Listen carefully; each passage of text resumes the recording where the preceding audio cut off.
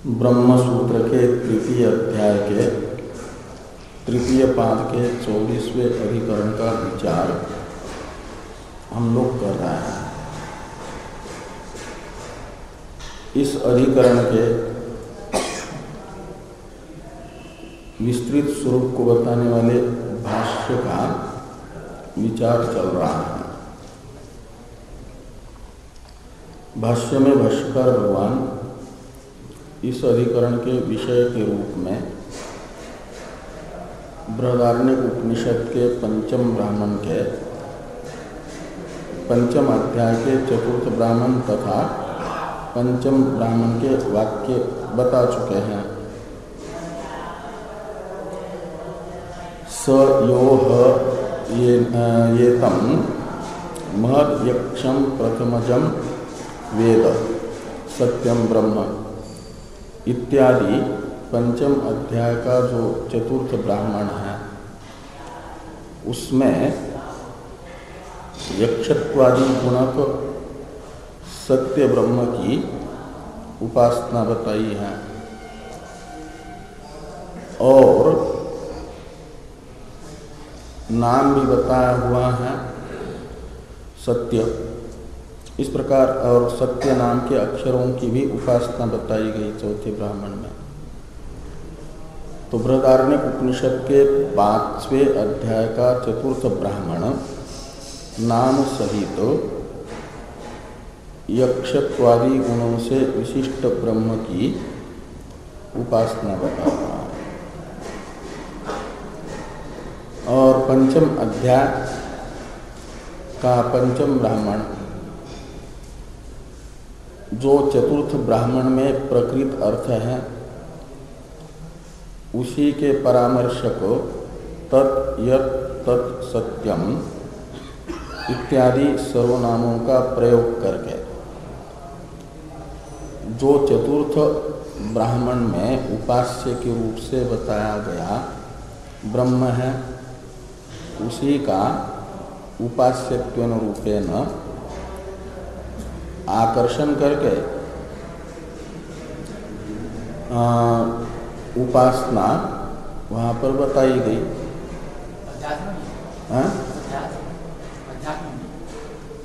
हाँ, आदिदैव तथा अध्यात्म दो स्थान बताए गए उपासना के लिए। अधिदैव में आदित्य मंडल स्थान बताया गया है और अध्यात्म में बताया गया है दक्षिण नेत्र। इस प्रकार जो चतुर्थ ब्राह्मण में पंचम अध्याय के बताया गया उपास्य उसी का अधिदैव उपाधि में उपासना के लिए स्थान आदित्य मंडल और अध्यात्म में उपासना के लिए दक्षिण नेत्र रूप स्थान बताया गया। और अधिदैव आदित्य मंडलांतर्गत पुरुष की जब उपासना के लिए संज्ञा की आवश्यकता हुई तो अह ये नाम बताया संज्ञा कर दी। और अध्यात्म दक्षिण नेत्रस्थ ब्रह्म की अहम ये संज्ञा बताई गई। और अह तथा अहम इन नामों का इन नाम पूर्वक ब्रह्म चिंतन का फल बताया। एक प्रकार से पाप घात नाम चिंतन का फल। तो ये विषय है 5वें अध्याय के चतुर्थ ब्राह्मण तथा पंचम ब्राह्मण को माना गया इस अधिकरण का विषय। और संशय हुआ इन दोनों ब्राह्मणों में उक्त विद्या अलग अलग है या एक है। तो पूर्व पक्षी कहते हैं ये अलग अलग दो विद्या होनी चाहिए। सत्य विद्या ये एक विद्या नहीं अलग अलग दो विद्याएं हैं। क्यों? तो हेतु बताया पूर्व पक्षियों ने, एक तो फल भेद और दूसरा ये जो फल भेद हेतु मानेंगे और विद्या को अलग अलग मानेंगे, तो पंचम ब्राह्मण में तत् यत् इन सर्वनामों से प्रकृत ब्रह्म का आकर्षण व्यर्थ हो जाएगा। ये जो पूर्व पक्षी के प्रति आक्षेप किया जाता है उसकी सार्थकता दी और सार्थकता वे अपने मान्यता के अनुसार बताते हैं कि प्रकृताकर्षण यह तत्शब्द से तो सार्थक हो जाता है वेद्य एक बता करके। प्रकृत अर्थ के परामर्शक यत्तत् शब्दों का प्रयोग होने से इतना मात्र निश्चित हो रहा है कि वहाँ भी उपास्य ब्रह्म है, यहाँ भी उपास्य ब्रह्म है। तो उपास्य एकत्व बता करके प्रकृत आकर्षण सार्थक हो गया। इसलिए फल भेद से विद्या भेद मानना चाहिए। इत्याकारक पूर्व पक्ष यहाँ का है, तो पूर्व पक्ष के मत में फल हो जाएगा यदि चतुर्थ ब्राह्मण में कही गई विद्या भिन्न है पंचम ब्राह्मण में कही गई विद्या से। तो चतुर्थ ब्राह्मण में कहे गए जो गुण है यक्षत्वादि, उनका चिंतन उसी उपासना के अवसर पर होगा। पंचम ब्राह्मणस्थ उपासना करने वाला उपासक यक्षत्वादि गुणों का चिंतन ब्रह्म में नहीं करेगा, गुणों का अनुपसंहार, ये पूर्व पक्ष के मत में फल होगा। और सिद्धांत में विद्या एक होने से फल होगा दोनों ब्राह्मणस्थ गुणों का अन्योन्य उपसंहार, सत्यत्वादि गुण तथा यहाँ कहे गए आदित्य मंडल स्थानत्वादि गुण उभयत्र उपसंहृत होंगे एक विद्या होने से। ये सिद्धांत मत में फल होगा। और यहाँ का पूर्व पक्ष प्रारंभ हुआ है पूर्व अधिकरण के सिद्धांत को दृष्टांत बनाकर। इसलिए इस अधिकरण की पूर्व अधिकरण के साथ टीकाकार ने संगति बताई, दृष्टांत संगति। ये विचार टीका में तथा भाष्य में आया पूर्व पक्ष का। सिद्धांत का विचार प्रारंभ हुआ था।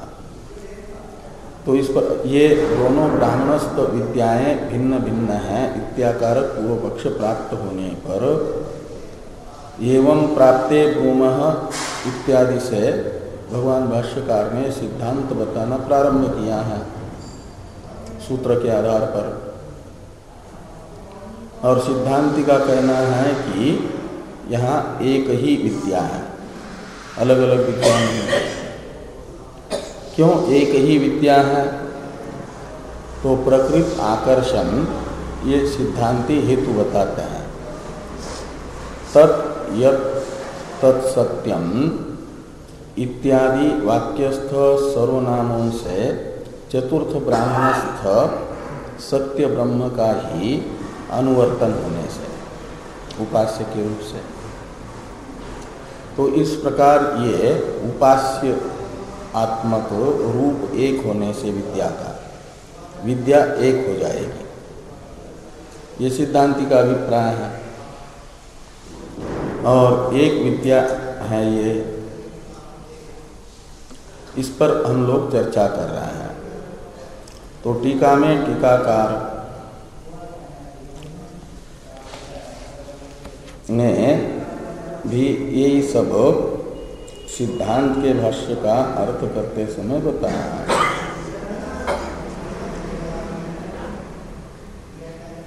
ये जो पूर्व पक्षी ने कहा था कि प्रकृत आकर्षण सार्थक है के उपास्य एक बता करके, इसलिए विद्या भेद का हेतु नहीं बनेगा। ननु विद्या भेदेपि प्रकृताकर्षणम उपास्य एकत्वात् उपपद्यते इति उक्तम। इससे पूर्व पक्षी ने कहा था नैतद एवं इत्यादि से सिद्धांती कहते हैं कि जो प्रकृत आकर्षण को सार्थक बताने के लिए आपने हेतु बताया है, वह प्रकृत आकर्षण आपके कहे हुए प्रकार के अनुसार वो सफल नहीं बन सकता। ये एतद एवं न का अर्थ है। एतद यानी आकर्षणम, एवं यानी जैसा आप बता रहे हैं ऐसा सफल नहीं हो सकता, सार्थक नहीं हो सकता, न का अर्थ है। इसी को स्पष्ट करते हुए ये कहा जा रहा है कि यत्र तु विस्पष्ट कारणांतरात् विद्याभेदः प्रतीयते भाष्य में, तत्र एतद एवं स्यात्। कहते हैं जहाँ कोई स्पष्ट हेत्वंतर विद्याभेद का निश्चायक होगा, वहाँ हेत्वंतर से ये निश्चित हो जाएगा कि विद्या अलग अलग है। तब प्रकृत आकर्षण वेद्य एक बता करके सफल होता है, सार्थक माना जाता है। ये यहाँ पर कहा कि यत्र तु विस्पष्टात् कारणांतरात् विद्याभेदः प्रतीयते तत्र एतद एवं स्यात्। एतद यानी प्रकृत आकर्षणम, एवं स्यात् यानी सफलम स्यात्, सार्थकम स्यात्। तत्र यानी कहाँ पर, तो जहाँ किसी न किसी हेत्वंतर से ये विद्या के भेद का निश्चय होता है, विद्या भेद निश्चित हो जाता है अलग हेतु से, वहाँ प्रकृत आकर्षण को उपास्य एक बता करके सफल बनाया जा सकता है, सार्थक बताया जा सकता है। लेकिन कहते यहाँ पर तो ऐसा नहीं है। अत्र तु उभयथा संभवे, उभयथा संभवे का अर्थ है संशय सती। तो यहाँ पर तो कोई कारणांतर है नहीं जो ये बता दे कि बृहदारण्यक उपनिषद के 5वें अध्याय के 4थे ब्राह्मण की उपासना और पंचम ब्राह्मण की उपासना अलग अलग है, ये दोनों एक उपासना नहीं है। ऐसा सिद्ध करने वाला कोई हेत्वंतर यहाँ पर नहीं है। इसलिए संशय होगा कि इन दोनों ब्राह्मणस्थ विद्याएं अलग अलग है कि एक है, ऐसा संशय हो जाएगा। उभयथा संभवे सती कहते संशय होने पर। तत् सत्यम, ये जो प्रकृत आकर्षण है, इस प्रकृत आकर्षण से निश्चित हो जाएगा पूर्व विद्या संबद्धम एव सत्यम उत्तरत्र आकृष्यते।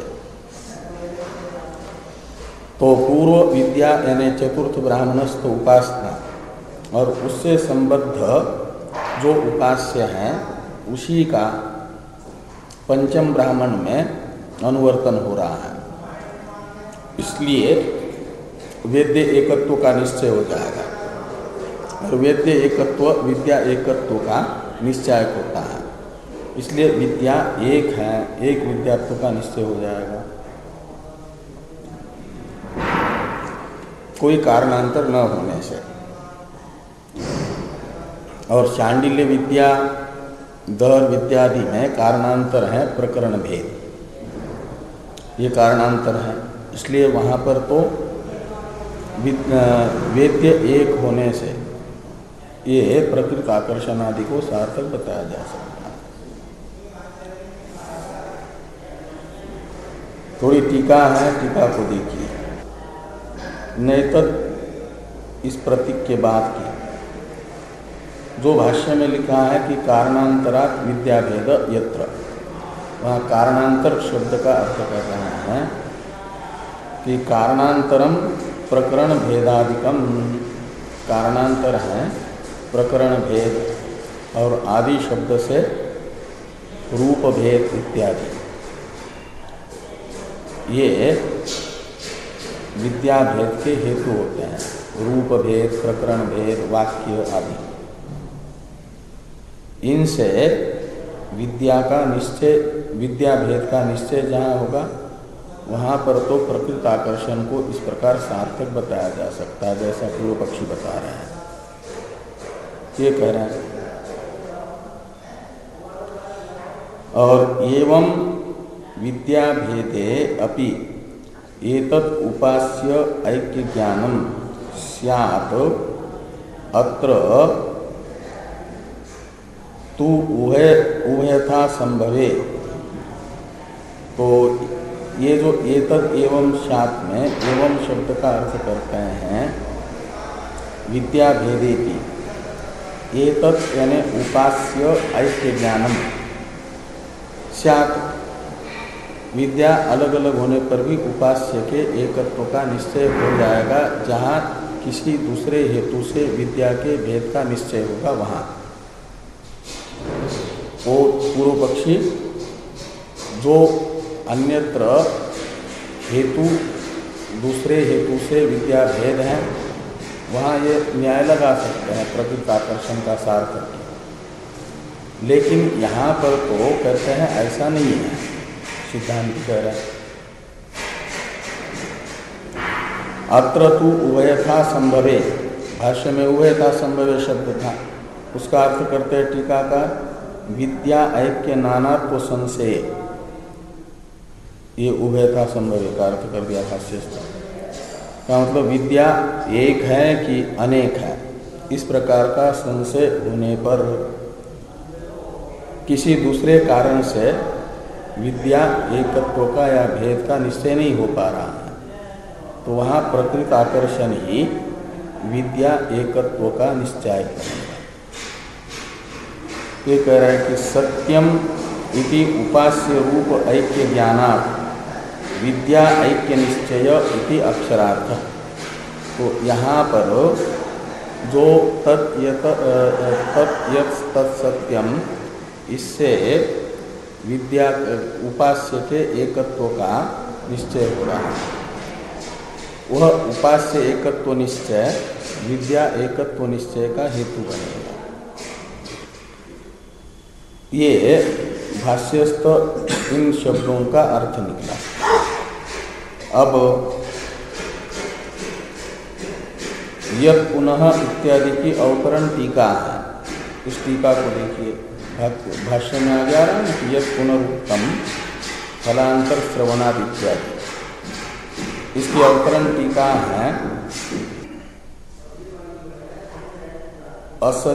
असति अपवाद कारणे रूप ऐक्यात् विद्या ऐक्य उत्सर्ग सिद्धि न च फल भेदात् अपवाद अंगे फलश्रुते है श्रुति मात्रतया फल भेदा सिद्धि इत्याह यत् पुनरित्यादि।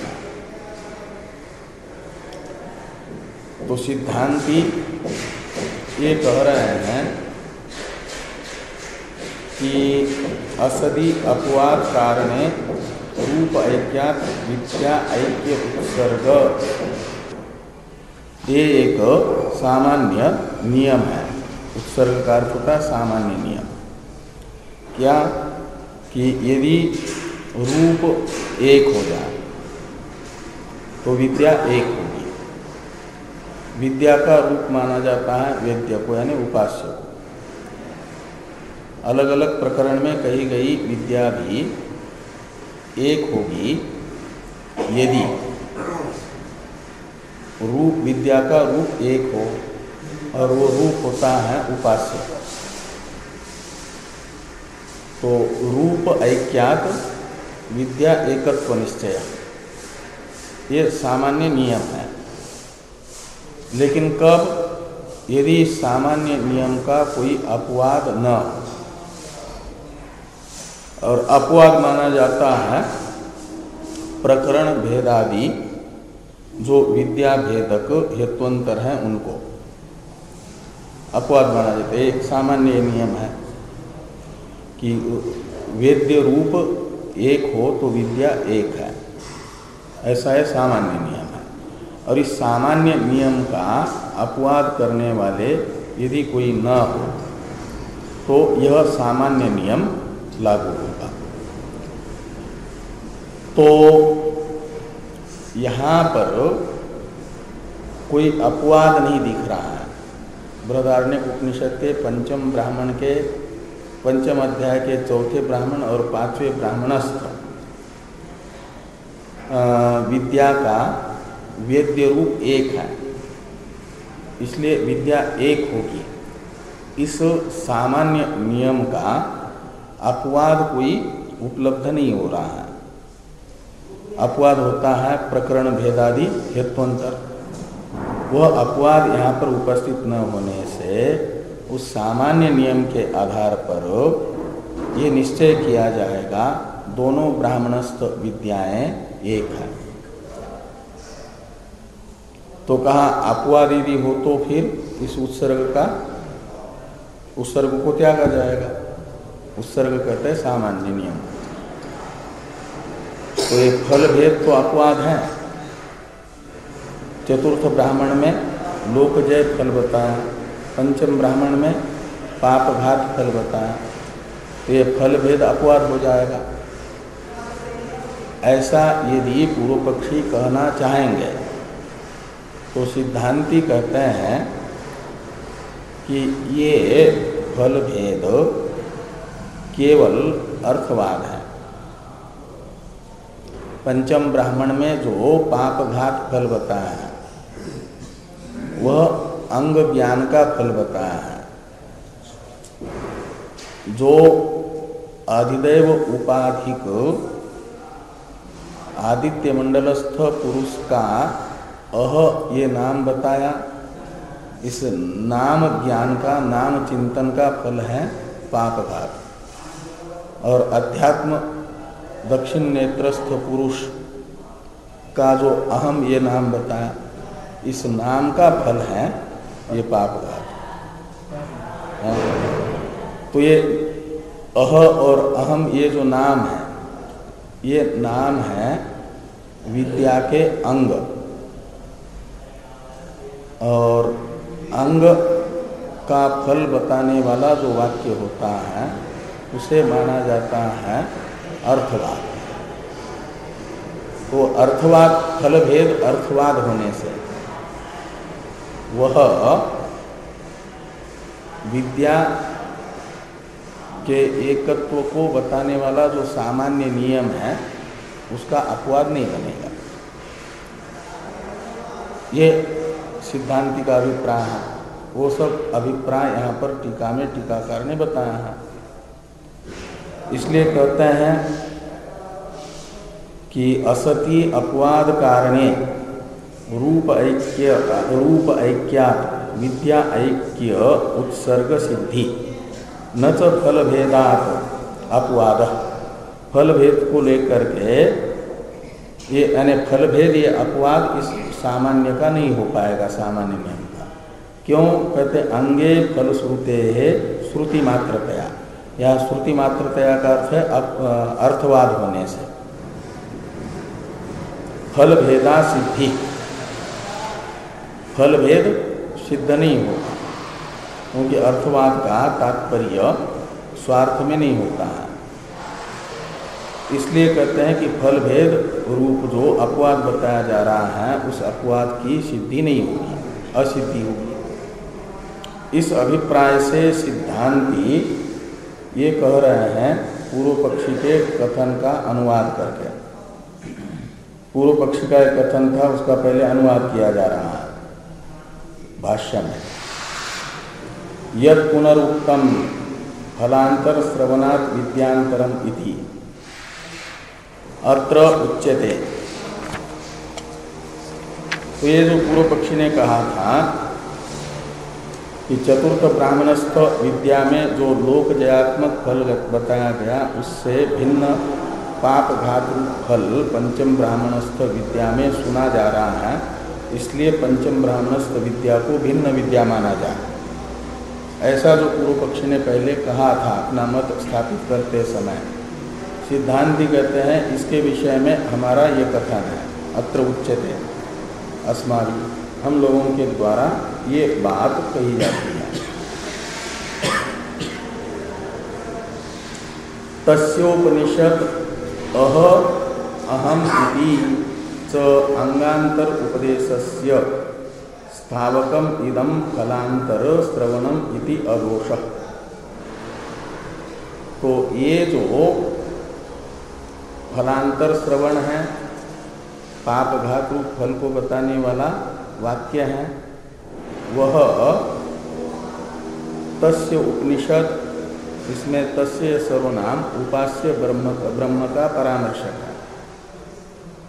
पंचम ब्राह्मण में अधिदैव तथा अध्यात्म रूप स्थान द्वय में उक्त जो ब्रह्म है, उस ब्रह्म का परामर्शक है तस्य शब्द, और उसकी उपनिषद यानी रहस्यात्मक नाम। उपनिषद शब्द का अर्थ होता है रहस्यात्मक नाम। तो तस्य उपनिषद इतने का अर्थ होगा आदित्य मंडल रूप अधिदैव स्थान में रहने वाले ब्रह्म का रहस्यात्मक नाम अह है, और अध्यात्म में दक्षिण नेत्र रूप स्थान में रहने वाले ब्रह्म का नाम अहम है। ये रहस्यात्मक नाम है, उपनिषद है।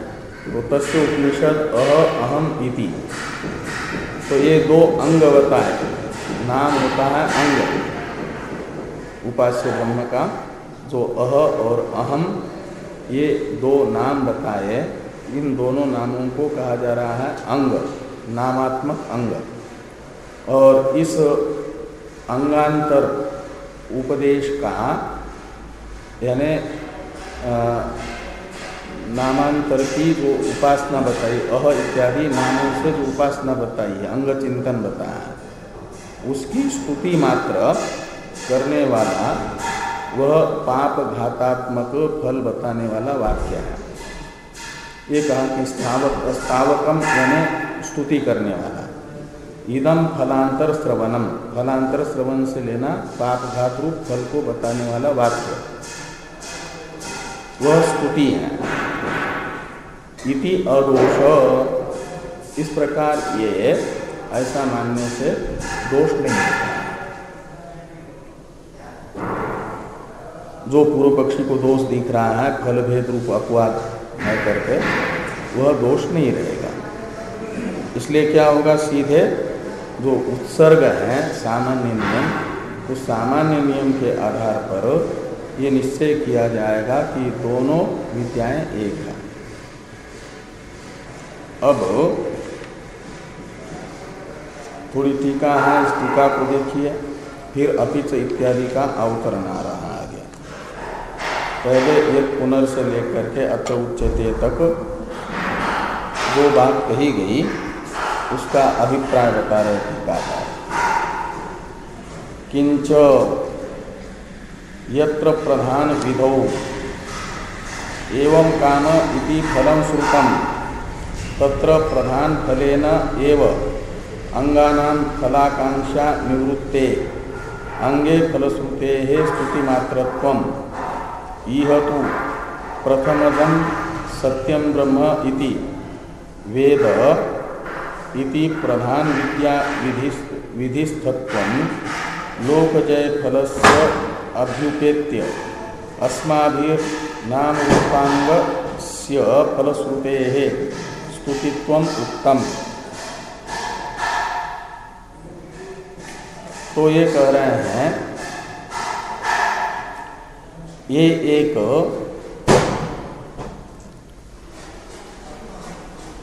नियम है कि यत्र प्रधान विधौ एवं कामः इति फलम श्रुतम। एक होता है प्रधान साधन का यानी अंगी का विधायक वाक्य, विधान करने वाला।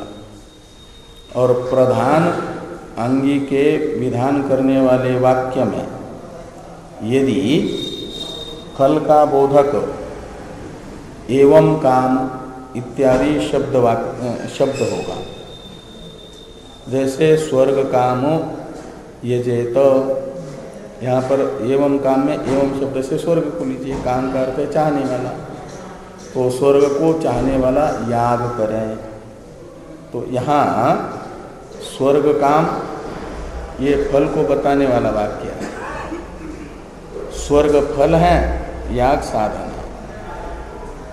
तो प्रधान और उस याग के अंगभूत और भी याग होते हैं। दर्श पूर्णमासा स्वर्ग कामो दर्श पूर्णमासाभ्याम यजेत एक मुख्य याग का विधायक वाक्य है, और वहाँ प्रयास आदि अनेक दूसरे याग भी बताए हैं, वे अंग याग हैं।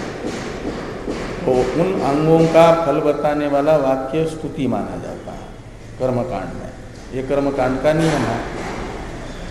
ऐसे यहाँ पर भी कहते हैं उस न्याय से, यदि प्रधान साधन का विधान करने वाले मुख्य वाक्य में फल का बोधक एवं काम इत्यादि कोई वाक्य शब्द होगा, तो वो माना जाता है प्रधान अंगी का फल, उस शब्द के द्वारा बताया गया। और उस फल से अतिरिक्त भी कोई अंग के विधायक वाक्य के पास में फल बोधक शब्द आ जाए, तो उन शब्दों को माना जाता है अर्थवाद। ये नियम होता है। ये यहाँ पर कह रहे हैं कि यत्र प्रधान विधौ एवं काम इति फलम श्रुतम, तो जहाँ पर प्रधान अंगी के विधायक वाक्य में फल का वाचक एवं काम इत्यादि शब्द प्रयोग होगा, वहाँ पर तत्र प्रधान फलेन एव अंगानां फलाकांक्षा निवृत्ते, तो जो अंगी का फल बताया गया उसी से उन अंगों की अंग रूप साधनों में भी जो फलाकांक्षा होती है वो शांत हो जाती है। जो प्रधान का फल है वही अंगों का भी फल बन जाता है। तो ऐसे स्थल पर यदि अंग में फल बोधक कोई श्रुति वचन होगा तो उसे माना जाता है स्तुति मात्र यानी अर्थवाद। और यहाँ पर तो प्रकृत में प्रथमजम पर ज पर अनुस्वार होना चाहिए टीका में। तो इह तु प्रथमजम सत्यम ब्रह्म इति वेद, ये प्रधान वाक्य है, और इस प्रधान वाक्य में फल बोधक कोई पद नहीं है। तो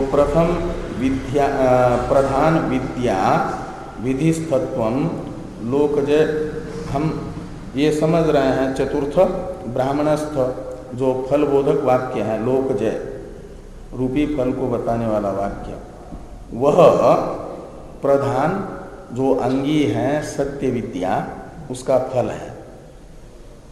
ये मान करके पंचम ब्राह्मण में जो पाप घात रूप फल को बताने वाला वाक्य है वो अंग का फल बताने वाला वाक्य है, उसे अर्थवाद माना गया।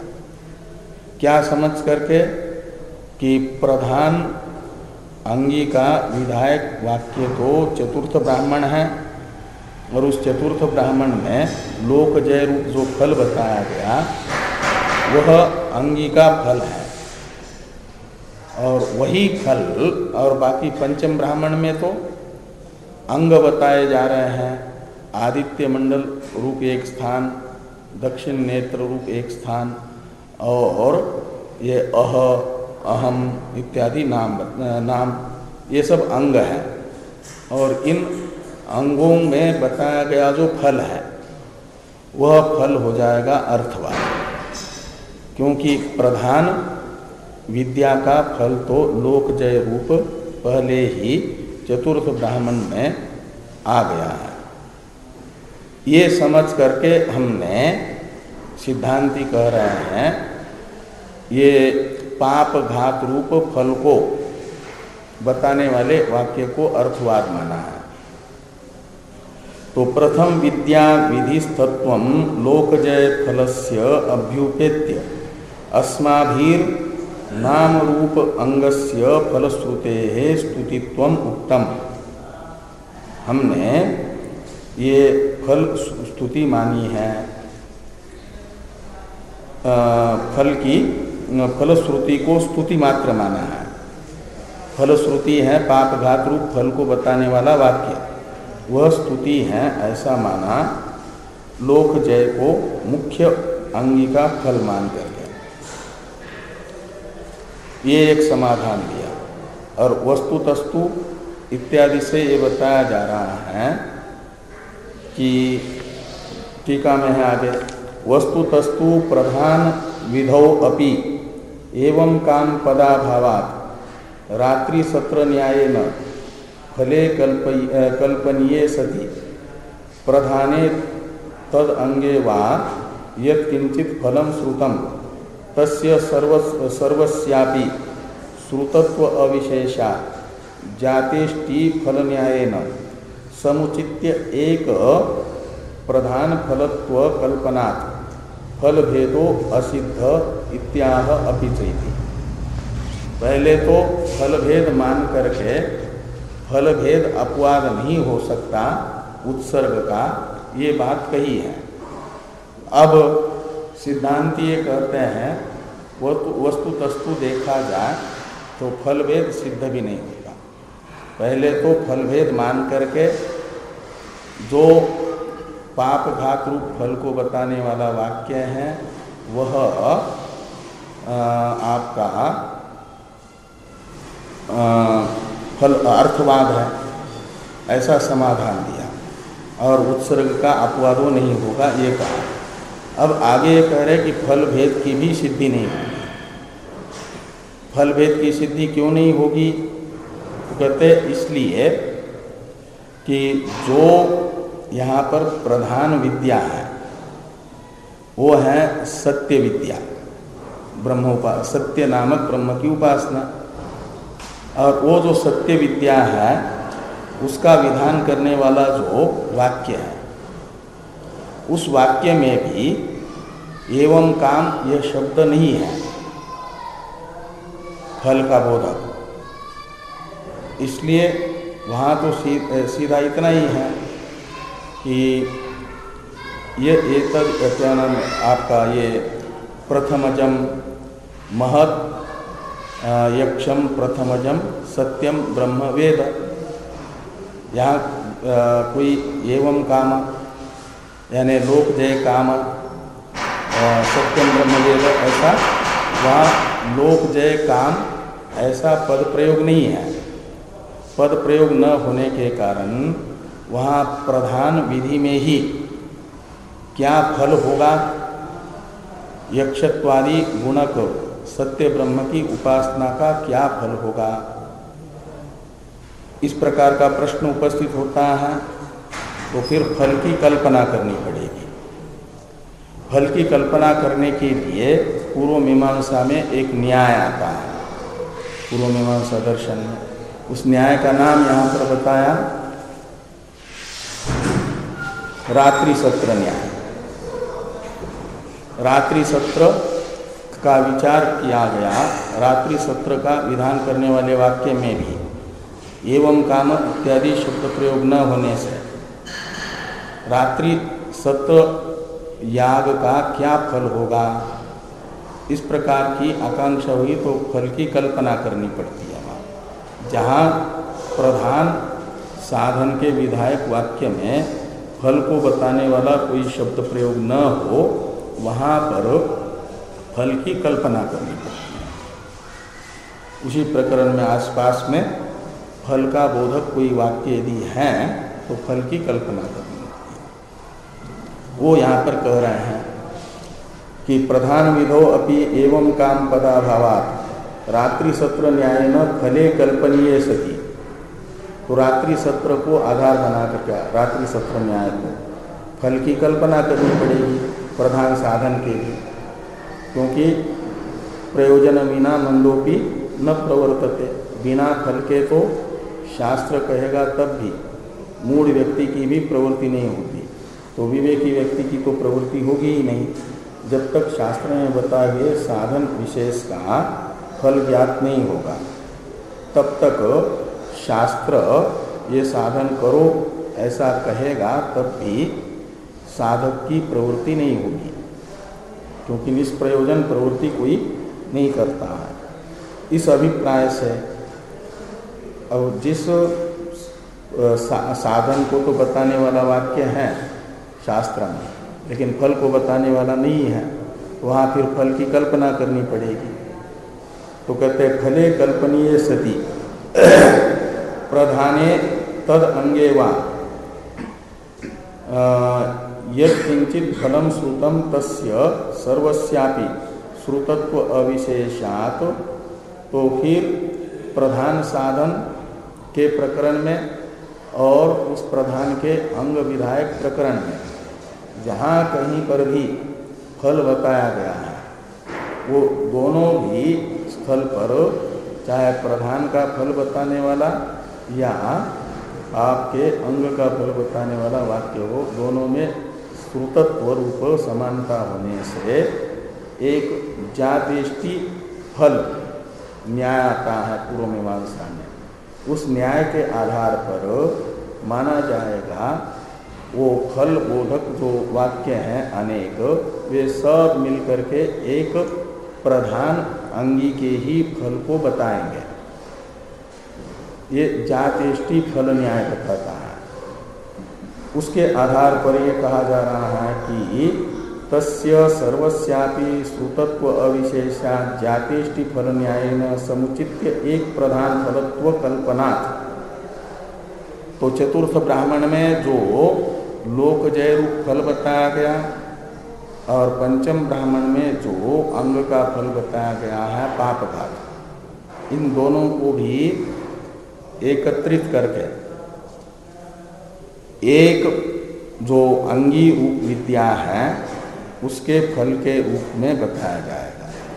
ये कहा जाएगा लोकजय पाप घात पूर्वक लोकजय फल को चाहने वाला यक्षत्वादि गुणक सत्य ब्रह्म की सांग उपासना करें, अंगों से उपासना करें। ऐसा ये एक वाक्य हो जाएगा दोनों ब्राह्मणों का मिलकर के। ऐसा कौन सिद्धांती कहते हैं पूर्व मीमांसा के न्याय को आधार बना करके। तो समुचित्य एक प्रधान फलत्व कल्पनात् फल भेदो असिद्ध।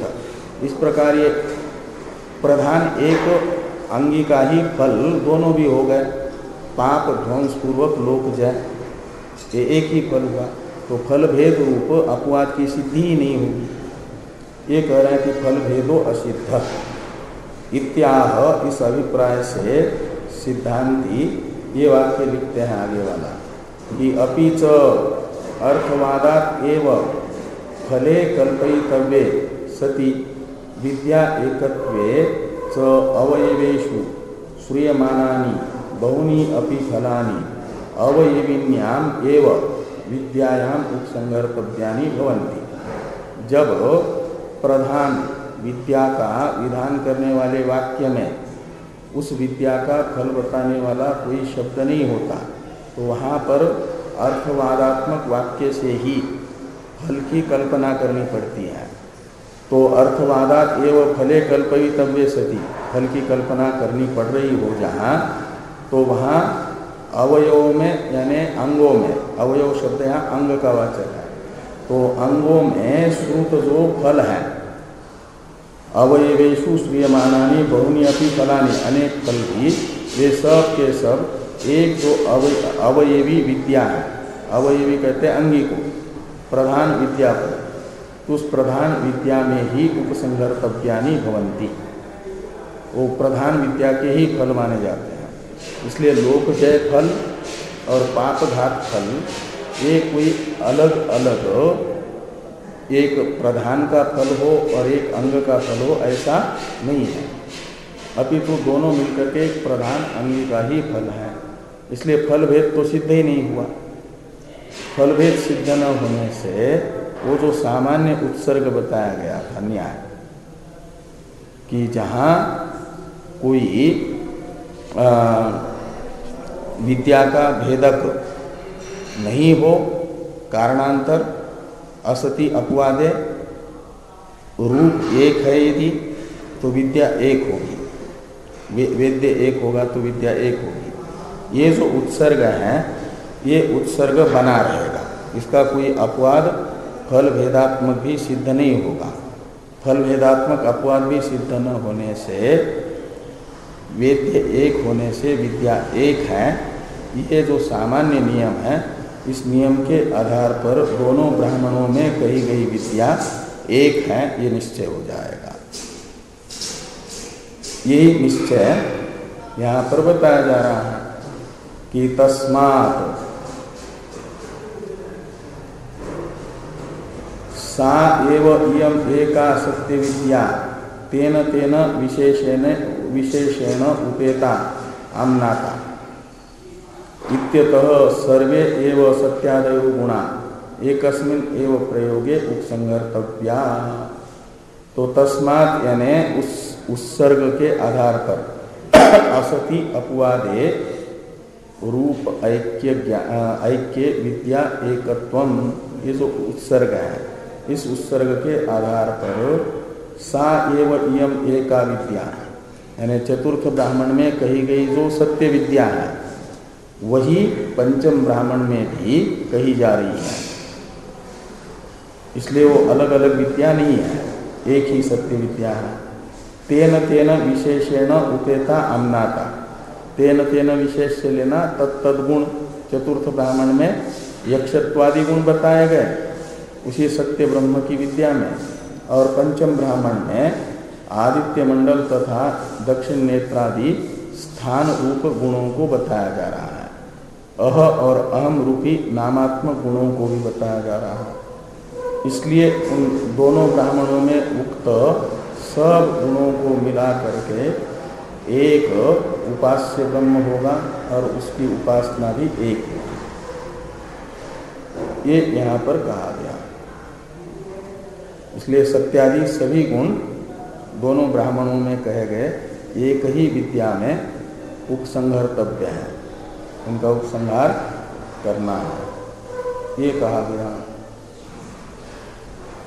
तस्मात् सा एव इयम एका विद्या इत्यादि वाक्य की अवतरण टीका थी कि सूत्रम योजयति तस्मात्, सूत्र का अन्वय करके भगवान भाष्यकार ने ये कहा कि तस्मात् सा एव इयम एका विद्या तेन तेन विशेषेण उपेता अम्नाता। इसलिए क्या होगा कि सत्यादि सभी गुणों का उपसंहार एक ही प्रयोग में होगा। ये सिद्धांत के अनुसार इस सूत्र की व्याख्या हो गई। जो भाष्य में अभी 5-7 पंक्तियां दिख रही हैं, वो कुछ लोग इस अधिकरण का विषय छांदोग्य उपनिषद और बृहदारण्यक उपनिषद के अलग अलग वाक्यों को बता करके दोनों का उपसंहार करने के लिए कहते हैं। दोनों में एक विद्या करके कहना चाहते हैं, लेकिन उनका वो कहना अनुचित है, ये कह रहे हैं। पहले उनके कथन का अनुवाद करके उसमें जो दोष होता है वो दोष बता रहे हैं। इसलिए जो विषय बताया गया बृहदारण्यक उपनिषद के 5वें अध्याय का 4था ब्राह्मण और पंचम ब्राह्मण, यही इस अधिकरण का निर्दोष विषय है, ये सिद्धांतियों ने कहा। और आगे जो कहा जा रहा है वो कहा जा रहा है छांद, इसी अधिकरण का भी पूरा नहीं हुआ है। ये केचित इत्यादि भाष्य बचा है ना, नहीं बचा आप इसमें? दोनों विद्याएं एक, हाँ, ये तो हो गया, ये सिद्ध हो गया। अभी इस अधिकरण के विषय में थोड़ा विवाद होता है लोगों में, उसका अनुवाद करके दोष बताया जा रहा है। उसमें इस पर विचार हम लोग करेंगे कल।